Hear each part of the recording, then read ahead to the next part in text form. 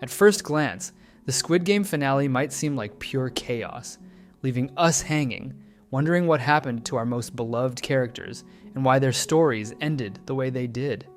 But if we analyze this closely, this chaos was never random. Every twist, every death, and every major reveal was hiding in plain sight. You just had to know where to look. In this video, we're diving deep into the foreshadowing throughout Season 2 and the newly released Season 3, so be sure to stay until the end to catch all the clues that determined your favorite characters' fates in the season finale.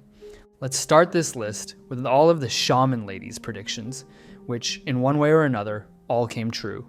I told you there was more to this character than met the eye, and her goofy, cryptic lines meant more than just being comic relief.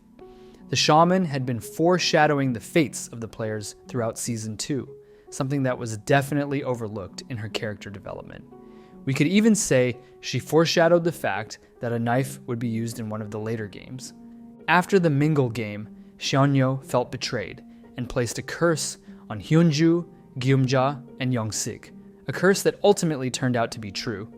She approached the group and told the mother and son they would die one by one, right in front of each other's eyes. This prophecy came true during the hide-and-seek game. After the mother stabbed her son to stop him from killing Jun-hee's daughter, Young-sik turned to his mother.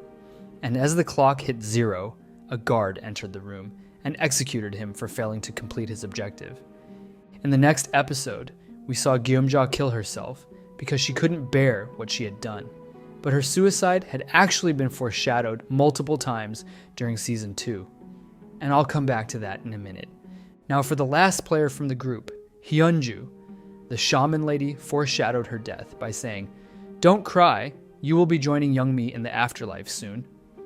And sadly, she joined Young-mi much sooner than we expected. Hyunju was killed in the 4th game, and her death closely mirrored Young-mi's.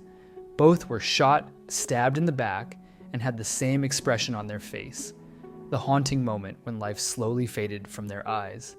But the most important foreshadowing prophecy made by Seon-nyeo came during the Mingle game.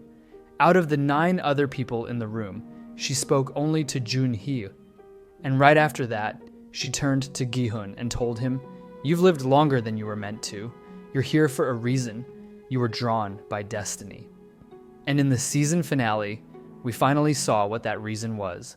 Gi-hun was brought back to the games to save Jun-hee's baby. He was the only player, besides Jun-hee herself, willing to sacrifice everything for the baby. And if it weren't for him, the baby wouldn't have survived the 5th game, let alone reach the final round. I think most of us, after hearing the shaman say those words during the Mingle game, immediately connected the dots that Gi-hun would help Jun-hee with her baby and protect them both. But none of us could have expected that he would go so far as to make the ultimate sacrifice. As I said, Gi-hun's death was foreshadowed multiple times throughout Season 2. And not just the fact that she would die, but exactly how she would die. After Young-sik voted to continue the game and disappointed his mother, we got an emotional dialogue where he apologized, saying his debt was even larger than he had initially claimed, and begged for her forgiveness. In that scene, Gi-hun said, "If you were to die, I'd have nothing to live for anymore." Then, in the next voting scene, Gi-hun warned her son, "If you pull that stupid shit this time around, I swear to God, I'm gonna hang myself right here." Young-sik didn't pull that stupid shit again. He did vote to leave the game, but unfortunately, he did something worse. He tried to kill Jun-hee's baby. That pushed Gi-hun to intervene, and ultimately, as her earlier words foreshadowed, she took her own life. Next, we have another moment of foreshadowing, a dialogue between Namgyu and Min-soo during the 6-legged race. Min-soo, being the coward he was, voted to leave the game. And as a mix of persuasion and bullying, Namgyu quoted Admiral Yi Sun-sin, "Those who seek life shall die. Those who seek death shall live." This quote perfectly reflects the voting system used in Season 2. Those who seek life refers to the players who voted to leave the game, while those who seek death refers to those who chose to stay. And in a cruel twist of irony, the quote held true throughout the season. In the season finale, we saw that iconic quote come full circle. Nam-gyu, who had been an avid supporter of continuing the games and had previously voted to stay no matter what, finally changed his vote. Suffering from intense withdrawal, he chose, for the first time, to leave the game, meaning Nam-gyu was now seeking life. Meanwhile, Min-soo, who had wanted to vote to leave the game all along but had been too afraid of Nam-gyu to act on it, deliberately chose to continue the game this time, meaning Min-soo was now seeking death. This critical vote took place after the rope game, and we saw the consequences of that quote unfold during the game itself. Nam-gyu, who voted to leave, died, while Min-soo, who voted to stay, survived and advanced to the final round. Another piece of foreshadowing came from the Season 3 poster. While this might not be a major reveal, it's a clever visual detail. In the poster with the floral patterned background, we see the shadows of two dolls, a subtle reference to the fact that this game would be played at a great height. That's why we only see their shadows projected onto the floral floor, suggesting they're towering above it. I'm not sure if this next one counts as foreshadowing, but it certainly fits in thematically. Back in episode 2 of season 2, when Gi-hun met with the broker and discussed Sae-byok's mother, he gave the broker the number for the Sangwoo fish store and told him, "If for any reason you can't get a hold of me, I want you to call that number." At that point, Gi-hun didn't yet know that he would return to the games, but he already had a strong lead on the front man and was preparing for a confrontation with the organization. That's why he took precautions before going to war with them. He knew the chances of making it out alive were slim, so he made the necessary arrangements to ensure that, no matter what happened to him, Sae-byok's brother would be reunited with his mother. In hindsight, maybe the phone call to his daughter was also foreshadowing, a subtle sign of his death and the ending.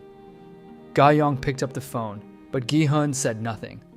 That moment mirrors what happens later when In-ho drops off Gi-hun's belongings to Ga-young after his death. Just as she received no words from her father on the call, she receives no explanation when the box is delivered. Only Gi-hun's player jacket and the card with all his winnings. The next piece of foreshadowing centers on Jun-hee's baby and how In-ho hinted that the child might become a player. After the second mingle round, when In-ho returned to the group, he joked, "If we need to form groups of 6 in the next round, then we won't need anyone else."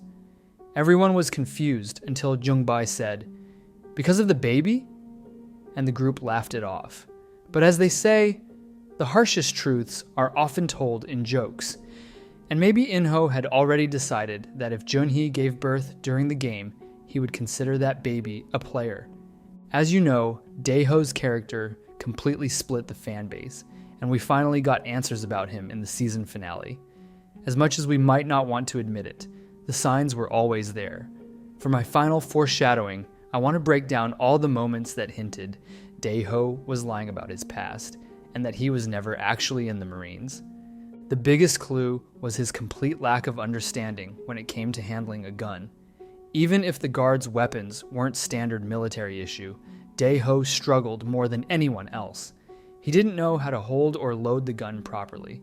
The second clue was how recklessly he wasted ammunition. Even if he had PTSD and panicked in the moment, any trained soldier would know that firing blindly would achieve nothing and only waste precious bullets. Lastly, despite constantly bragging about being a Marine, he consistently avoided talking about his actual time in the army. That contradiction spoke volumes. So while the Squid Game finale might have shocked us with its brutality and emotional weight, the truth is, none of it came out of nowhere. Every moment was deliberately built up through layers of subtle hints, throwaway lines, and hidden symbolism across both Season 2 and 3. That's what makes Squid Game so compelling. It rewards you for paying attention. So if you felt blindsided by the ending, maybe it's time for a rewatch. Because once you know what to look for, the whole story hits differently.